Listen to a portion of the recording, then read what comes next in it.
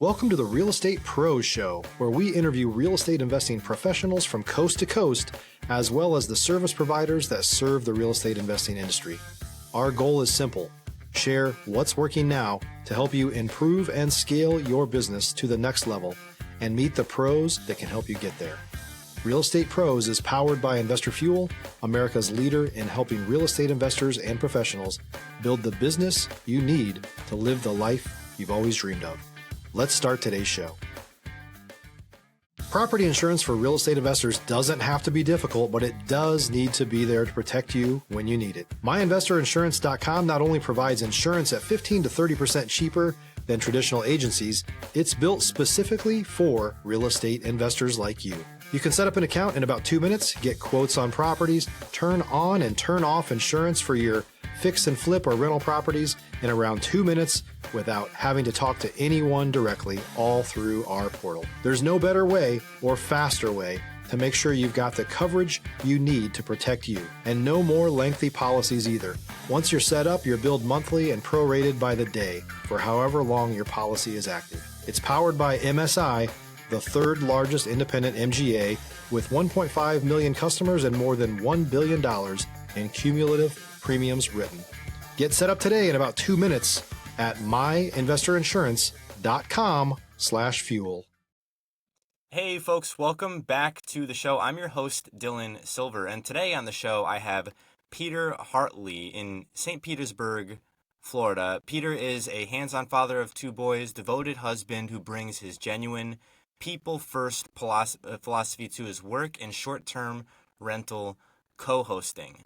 Peter, welcome to the show. Thanks for having me. I always like to start off at the top of the show by asking my guests how they got into the real estate space. Long story short, I owned a restaurant, which was not my passion and not something I was doing well in. And I sold that, didn't really know what I wanted to do. And that was about the time where short-term rental arbitrage had become kind of that next big thing that started happening in 2018 or so. A couple of the bigger names started to promote that, and I did not want to go work a job at all. So that's kind of, I didn't have a lot of money either. I owned a restaurant that wasn't doing well. And I sold it, luckily did not lose my shirt from that deal. And then decided, how can I get started in real estate without a lot of money? And that led me to rental arbitrage. I had known a couple of investors who were doing well, and they even had properties that they kind of welcomed me out to try it because they were curious and they wanted to see how I would do, and let me take the risk on that. So that's kind of how I got started. And that was in 2018. Like I said, my wife and I got into a duplex that an acquaintance of ours owned, and that's kind of where we started everything. Let's talk a little bit about rental arbitrage. So as I'm familiar with it, people they'll go to landlords, maybe they'll see a property, wherever they see it, right? On the MLS, Craigslist, Facebook, and they'll say, hey, I'm interested in renting this property. Would you allow me to sublease it out? Right. And basically that's the pitch. Is that generally what you would tell people to do if they're looking for their first rental arbitrage unit? Not in this day and age. No, I mean, I had done it and had a lot of success for a long time. To me, it's a bit riskier than necessary when you can do things like co-hosting. I think that if you are really good at underwriting deals and you really know the market that you're going to be in, I think arbitrage is still a viable option. But with what I do now, I've talked to so many people that are looking and calling me to bail them out. And if you do a bad deal, as most investors know, there's nothing anybody can do to bail you out in a lot of circumstances. And that's kind of what I've been seeing a lot of for guys getting into arbitrage. And a lot of times they signed up for $20,000 to be in a mastermind that guarantees them this stuff, and they get into deals before they really understand the market, and they think it's just going to be easy. But the truth is, now it's been so competitive through COVID. What I noticed is how high rents raised, the long-term rents. So the spread got much tighter, and then the short-term rental market it's not flourishing like it was originally, or back in those times, I should say. So I think the numbers got a lot tighter. So can it work? Yes, absolutely. If you know where to look. Is it a guaranteed thing? Not at all. You can lose a lot of money doing it. So the risk that people have is the amount that they're paying monthly for rent, basically. Stop living on an island and join the #1 mastermind in America for professional real estate investors. Investor Fuel is a community of hundreds of the nation's top investors working together to build stronger businesses and better lives. In addition to the amazing community of real estate investors acting as a board of advisors for one another, Investor Fuel members have access to 100% funding on purchase and repairs for our members only, a health insurance program, and benefits and discounts that more than pays for the membership of most of our members, meaning it's actually costing you money to not be a member of Investor Fuel. If you're looking to scale your business and build a business that allows you to live the life of your dreams, please visit investorfuel.com today and book a call with our team. Yeah. So when I think we were up to 17 units or so, I was paying about $25,000 a month in rent. And it was working well. But I was starting to feel the stress of what happens if something shifts on me. COVID was definitely the first time, but we made it through that fine. We didn't really miss too much of a beat. Things slowed down a little bit, but we got longer term people in there and we're able to make it through that. But yeah, there's definitely a lot of risk involved when you're taking on that kind of consistent, just monthly payments that you got to pay. Let's talk about co-hosting versus arbitrage. And I'm not super familiar with co-hosting, although I do understand you're not signing a traditional lease, if I'm not mistaken. Right. Yeah. So there's a couple different kinds of co-hosting or full-fledged property management. I've done all of it. I started a local property management company with a partner, and although I liked it, our network was primarily made up of investors who cared only about the numbers. And when we were charging them things like 20 and 25%, it just was cutting their margins so close. And then they had to maintain their properties to a different level and keep everything to just a different standard that it gave them more work to do. And so they just didn't get excited about it the way that we thought they were going to, when they could go back to their long-term rent that was easy, their comfort zone. So we had a lot of investor friends and acquaintances that were just like, it's making more money, and in season it's great, but out of season it's not, and it's slower and it's more work, and I'm just going to go back to long-term renting. And then as I was telling you, last year, most of all of my properties were in Florida, and we got the hurricanes that came through and flooded 17 out of my 17 arbitrage units with 4 and 5 feet of water in it. So I had already started the concept, mainstay host that I'm doing now, which is to be a plug and play virtual assistant team. And that's through co-hosting. I like to make it clear that it's co-hosting. It's not full management. I cannot take your keys and you never hear from me again, and we just operate your property. But we charge flat rate prices. There's less risk for me because we just signed an agreement. I don't do any long-term stuff with anybody. We just want to work with people who want to work with us, and we ask for a 30-day notice. But basically, we go in and run all the day-to-day that we possibly can from remotely. So we'll do all the advertising, marketing, all the guest communications, we'll oversee all the cleaning, stocking the property. Basically anything that we can do remotely, we take over from you, which puts 90% of the workload off of the owner and onto us. So it's been less risk for me. It's been more beneficial for owners. And that's kind of the direction that I've been heading in ever since the storms. Okay, so let's pivot a bit here, Peter, and talk about folks who may want to get into the co-hosting space and on the outside looking in. Maybe they've never owned an Airbnb. Maybe they don't own any properties. They haven't done a wholesale deal. Are they going to be able to get a co-hosting if they if they have the right mentorship, or do they really need to have the experience of doing an arbitrage or doing having their own property in their name for them to be an effective co-host?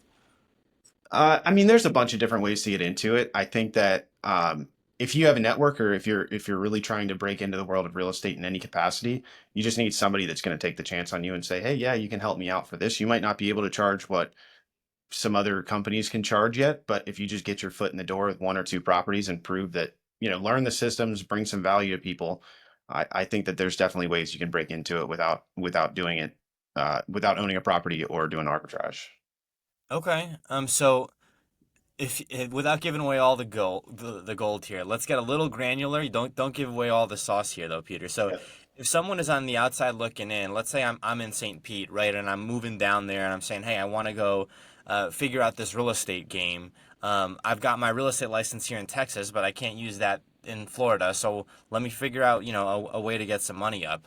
What would be kind of your first, month, 2 months trying to get a co-hosting? If you're looking for consistent, high-quality leads, look no further than Investor Machine. Investor Machine isn't just another agency, it's the most sophisticated, data-driven lead generation company on the planet for real estate investors, and serves the role of being not just a lead generator for your business, but a marketing partner that is helping you achieve your goals along the way. Go to investormachine.com to learn more and schedule a call with our team today.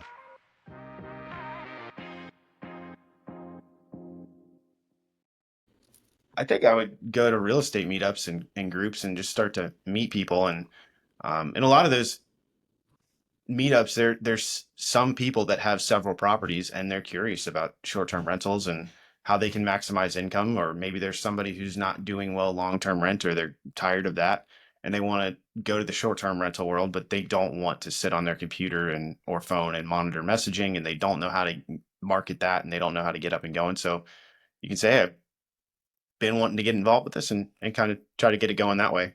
But it You know, would I, be networking. I think you made it seem very, very simple, and I think it's a testament really to your success, and to the journey that you're on. Because a lot of people, I think, view that as like this monumental task. I know when I was on the outside looking in, before I had done a single wholesale deal, before I had a real estate license, I was like, man, this I was looking at cash for keys and wholesale at the time. I said, this seems like a whole lot of contracts I don't understand, and who am there's a lot of like this imposter syndrome, right? And so I always tell people when they're on the outside looking in, how to get into real estate. Similar to what you said, Peter, you got to start with the networking. You got to start with going to a local RIA event, or a local meeting of some kind. And I tell people, hey, say that you're an aspiring investor, that you're looking to make connections with people, and would love to exchange contact information, and just go from there, because truly you don't know what you don't know, and you don't know how that next connection could change everything.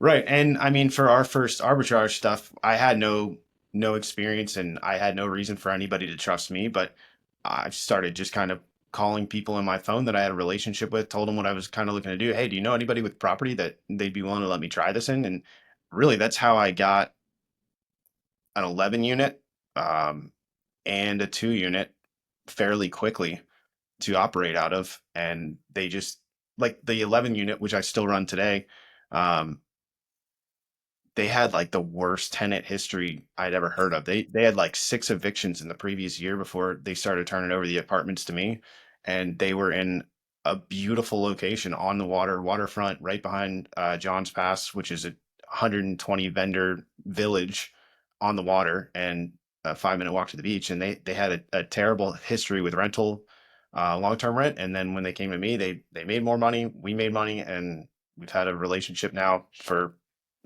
since 2018, 19. Amazing. It's kind of remarkable, right? So the management of one of these deals can take something from being a giant headache to a big source of profit. I want to talk about going from the restaurant space to real estate. And do you see any similarities between the two spaces, or are they totally different? The only similarity that I really relate is the hospitality aspect of it for me directly with the short-term rentals. Uh, Hmm. we deal, we live and die by our reviews and by making people happy, which is the same thing that it was in the rental industry or in the restaurant industry. So you get some thick skin over time Yeah, because that's for sure. you work hard on something and you put everything into it. And when you get that upset guest or upset, person coming to your restaurant, it is gut wrenching. Um, but that's just something you get used to and you learn from, and you keep on going through that. I think, yeah, you said it exactly right, gut wrenching, and you have to deal with. I would call these, problems, right? And one of the things that I've seen unites all real estate entrepreneurs and effective real estate operators is they have the ability to look at problems from a solution-oriented standpoint and not like a this is a disaster, right? So like when you had the floods in your arbitrage units, someone else might have been like, well, this is the end, right? This Right. is it. I can't move beyond this. But uh, there's so many floods, so not all of them are literal floods, but you might have a market crash, right? Or you might have, and in the case of Airbnb, maybe Airbnb can no longer be allowed in the area that people are in. I've heard that a lot before, right? Right. And so what do people do? Well, you have to be able to solve problems. You have to be able to pivot, and I think that uh, ability to deal with kind of similar problems day to day in a restaurant space does prepare you for the similar types of problems that you might face or the similar anxieties you might face in a real estate capacity. If you're a new or newer real estate investor looking to launch or grow your real estate investing business, please check out Investor Fuel Club. It's a coaching community, but unlike anything you've ever seen before. And you can actually partner with members of our mastermind from coast to coast on deals right in your market. There's no better opportunity to build a consistent business than to literally partner with pros to help you avoid costly mistakes, avoid the need for capital to do deals, and help you eliminate your fears as you're starting your business. Learn more about Investor Fuel Club at investorfuel.com/club. Absolutely. Yeah. Yeah. And with the storms, I won't lie. I did feel like everything was over. Right after the storm, I was in there cleaning out muddy, dirty furniture and trying to do my part to just clear the property out so that the owners could do what they needed to do.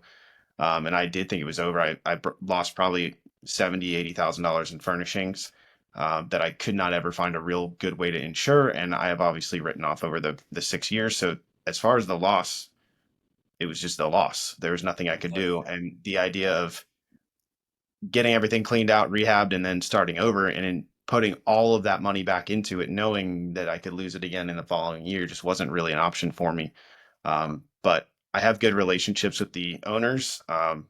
They loved working with us and we provided a good solution to them. And so we just all pivoted and they're in turn furnishing the properties and rehabbing them. And then I'm going to manage them and I am managing them for them in a different capacity so that I have less risk. I don't make as much return as I did, but I have less risk. They get more return. And it's been kind of a win-win-win-win for everyone so far. So just got to pivot, keep it going. Keep it going, man. That's tough, man. But I'm wondering, based on your experience going through that, if people are doing arbitrage at scale right now, is there anything that they can do to kind of mitigate that risk? Are there companies that will insure the furniture, or is there some way maybe that they could write it into a contract where they're not responsible for these type of things? Is there anything that people can do, or is it arbitrage is just a huge risk? I mean, a deal is a deal. You can structure it any way you want. I know people that have rented for a slightly higher rent, a furnished, completely ready to go place. I know that there are people who make deals with owners to share profit share so that they invest together in this stuff. And then the owners can actually place it under their insurance policy. And then I know that Proper Insurance is a company that will cover arbitrage. Just for me, it was cost prohibitive for my specific setup, and it might work for some. It did not work for me, and there might be some insurance options that are out there. Just by the time we grew to a certain size, it just didn't make sense at that point to really dig into that because we had already depreciated and written off all the furniture, and we've been going for so many years. You kind of have that idea. I know the flood's a possibility, but Yeah. we've made our money off of this equipment and we're going to be all right if it does happen. But when it does happen, you don't feel that good about it. Yeah, I mean it's tough. I was telling you before we hopped on here, I'm not an Airbnb co-host, nor am I a landlord, but I had two tornadoes in where I'm at in North Dallas, a town called Denton, and one of them wrecked my car and it destroyed a ADU that we have on the ranch, and I was like, man, I don't know how often we're gonna have to deal with these tornadoes, but thinking about floods, right, just as difficult to deal with. Um, Peter, over the long term, when you're looking at your trajectory as a real estate investor, real estate entrepreneur. You've seen, of course, going from restaurant to Airbnb arbitrage, now to co-host. Are you seeing any trends maybe in the next 6 months, year, in any of these spaces where you say, okay, this is where things are going to? Of course, no one has a crystal ball, but are you seeing any trends in these spaces? No, I think a lot of people are speculating on what's going to happen. I do think that short-term rentals specifically are getting very, very saturated. I think only the best properties are making it. A lot of people are saying Airbnb and short-term rentals aren't what they used to be, which is absolutely true. Um, but only in the sense that if you can't just throw on a regular 3 bedroom, 2 bathroom house and furnish it modestly and make it work anymore. You really Yeah. have to do next level, um, give a unique experience, and it's all about selling the experience now. So it's a lot more difficult to just get going and make that money. But if you have an outstanding property, you can really crush it. Let's talk about what next level entails. So I'm thinking like a specific design, something that's eye-catching, something where people want to stay there, and of Right. course, why am I staying here versus staying at, a Marriott, right? So what's the wow factor? What can make a Airbnb next level for folks?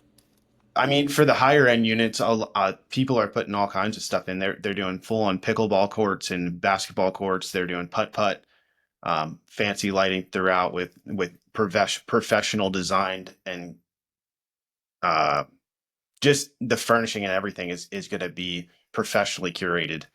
Um, People are doing murals all over their houses. They're doing different fancy wallpapers. I never thought I'd see the day where wallpaper came back in, but here we are.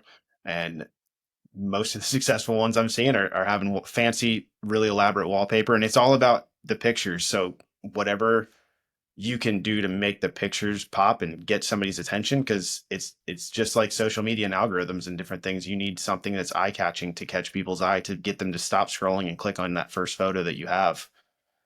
It's Um, true. but You know, but yeah, it's the experience that you're selling people, and obviously you do have to have the location. I mean, back when we started, you could start in the middle of St. Pete with nothing special, and you could make some money. But now, pretty much those houses are going to struggle, and you have to minimum have a pool, and the closer to the beach, the better. Um, Closer to downtown, you just have to have as much going for you as possible to be competitive in this time. as someone with a lot of experience in the short-term rental space, are you getting any investors coming to you, maybe without a property, with these kind of next level amenities, right? Maybe it doesn't have the wallpaper, maybe it doesn't have the pickleball court or any of these wow factors. Are you getting investors coming to you saying, "Hey Peter, I'm seeing you in this space. What do you think about this property? I have it, or should I get this under contract?" And asking you for advice as far as, is this going to be an effective short-term rental? Yeah, we see that all the time. There are certain softwares out there now that you can gain pretty good insight into what a property can do, and you can look at the comparables. Um, and that's kind of where we turn to. I either help them with that or tell them where to gain that information. And you can actually pull up the competitors in that specific neighborhood and see what are their amenities, what do they have, and then you kind of have to be able to decide how much you can invest into furnishing and all the amenities, hot tubs or whatever it may be, to see if you can stack up to those to make the numbers work. When I think about the Airbnb space in general, I think, especially because we went through COVID and that still feels fresh in our minds, and we, uh, at least from my perspective, from the outside looking in, looked at COVID and said, well, this is kind of a great time to do Airbnb because people don't want to be around people, so you have your own space in a lot of Right. ways. And so that's kind of fresh in a lot of people's minds. So as someone who might be an aspiring real estate investor, maybe they're a teacher or they have another job of any capacity, right? and they go and they say, well, this Airbnb thing is going to be cakewalk. Well, now it's a different market. So herein, your perspective is kind of, okay, well, you do have to have that next level type of look. You have to have the location. You also have to be prepared. There could be damage. There could be floods. So you do have to be ready for, we're in a kind of a new age, new era with Airbnb.